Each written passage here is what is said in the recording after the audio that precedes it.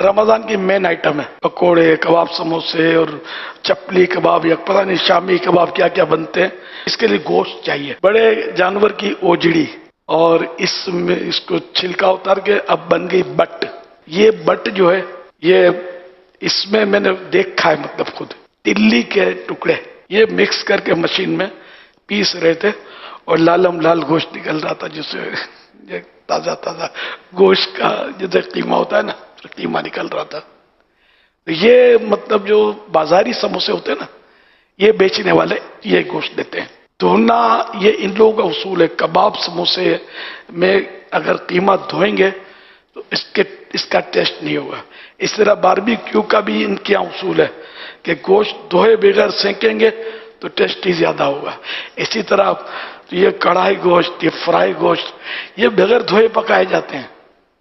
اب وہ چاہے اس میں گوبر لگا ہوا تھا یا مینگنی لگی ہوئی تھی یا تازہ خون جو ذبح کے وقت وہ لگ گیا تھا، یہ مطلب آپ کو نظر کچھ بھی نہیں آئے گا تو ہٹا لیں گے نا، اٹھا لیں گے مینگنی ہے تو یہ یوں پیس کر کے اس کو یہ پکایا جاتا ہے. اس سے ٹیسٹی زیادہ ہوتا ہے یہ ان لوگوں کے اصولوں کے مطابق.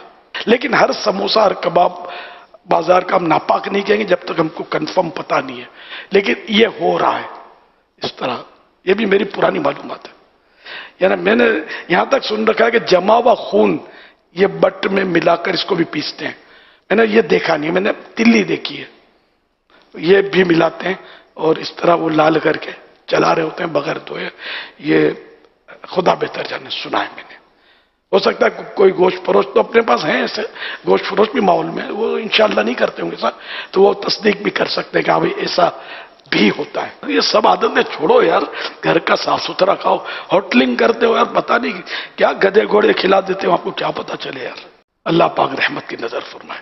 یہ رمضانوں میں تو خاص کر گوشت کی ویرائٹی جو ہے نا، اس کو بڑا بازار میں تو کھانے سے بہت سوچ سمجھ کر کھانا چاہیے، اور گھر میں بھی لاتے وقت بھی اتنی ہوشیاری ہو. کوئی سا نیک آدمی گوشت فروش، نیک نمازی بھی ہوتے ہیں، اچھے لوگ بھی ہوتے ہیں، دیکھے میں نے اپنے ماحول میں بھی ہے، مبلغین بھی آپ کو ملیں گے اس میں.